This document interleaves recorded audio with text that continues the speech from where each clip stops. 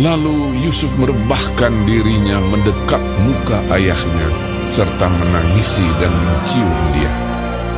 Dan Yusuf memerintahkan kepada tabib-tabib, yaitu hamba-hambanya, untuk merempah-rempahi mayat ayahnya.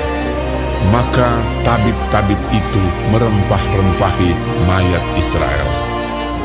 Hal itu memerlukan 40 hari lamanya, sebab demikianlah lamanya waktu yang diperlukan untuk merempah-rempahi, dan orang Mesir menangisi dia 70 hari lamanya.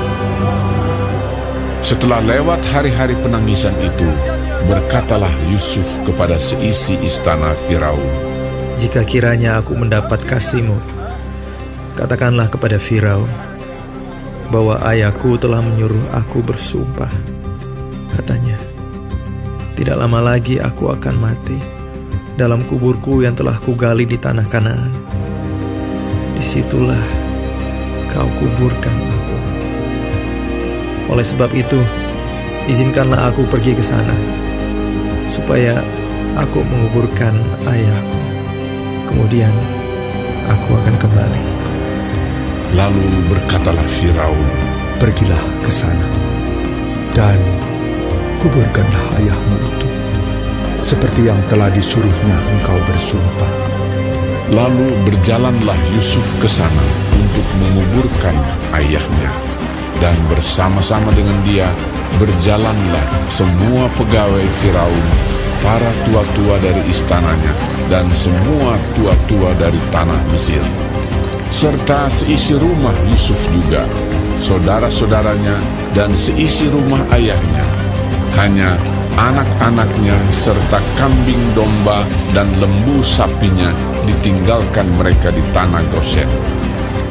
Baik kereta maupun orang-orang berkuda turut pergi ke sana bersama-sama dengan dia, sehingga iring-iringan itu sangat besar. Setelah mereka sampai ke Goren Haatat yang di seberang sungai Yordan, maka mereka mengadakan di situ ratapan yang sangat sedih dan riuh, dan Yusuf mengadakan perkabungan 7 hari lamanya karena ayahnya itu. Ketika penduduk negeri itu, orang-orang Kanaan, melihat perkabungan di Goren Haatat itu, berkatalah mereka, "Inilah perkabungan orang Mesir yang amat riuh." Itulah sebabnya tempat itu dinamai Abel Mizraim, yang letaknya di seberang Yordan. Anak-anak Yakub melakukan kepadanya seperti yang dipesankannya kepada mereka. Anak-anaknya mengangkut dia ke tanah Kanaan, dan mereka menguburkan dia dalam gua di ladang Makpela, yang telah dibeli Abraham dari Efron, orang Het itu, untuk menjadi kuburan milik, yaitu ladang yang di sebelah timur Mamre. Setelah ayahnya dikuburkan, pulanglah Yusuf ke Mesir.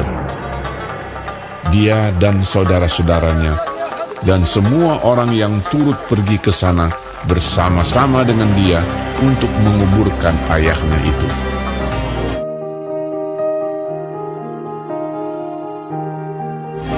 Ketika saudara-saudara Yusuf melihat bahwa ayah mereka telah mati, berkatalah mereka, Boleh jadi Yusuf akan mendendam kita dan membalaskan sepenuhnya kepada kita segala kejahatan yang telah kita lakukan kepadanya. Sebab itu mereka menyuruh menyampaikan pesan ini kepada Yusuf.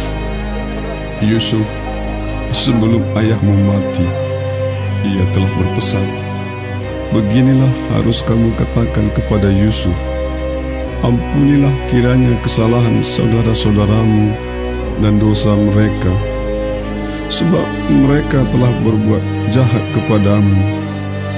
Maka sekarang ampunilah kiranya kesalahan yang dibuat hamba-hamba Allah ayahmu. Lalu menangislah Yusuf ketika orang berkata demikian kepadanya. Juga saudara-saudaranya datang sendiri dan sujud di depannya serta berkata, Kami datang untuk menjadi budakmu. Tetapi Yusuf berkata kepada mereka, Janganlah takut, sebab aku inikah pengganti Allah. Memang kamu telah mereka-rekakan yang jahat terhadap aku, tetapi Allah telah mereka-rekakannya untuk kebaikan, dengan maksud melakukan seperti yang terjadi sekarang ini, yakni memelihara hidup suatu bangsa yang besar. Jadi janganlah takut. Aku akan menanggung makanmu dan makan anak-anakmu juga. Demikianlah ia menghiburkan mereka dan menenangkan hati mereka dengan perkataannya.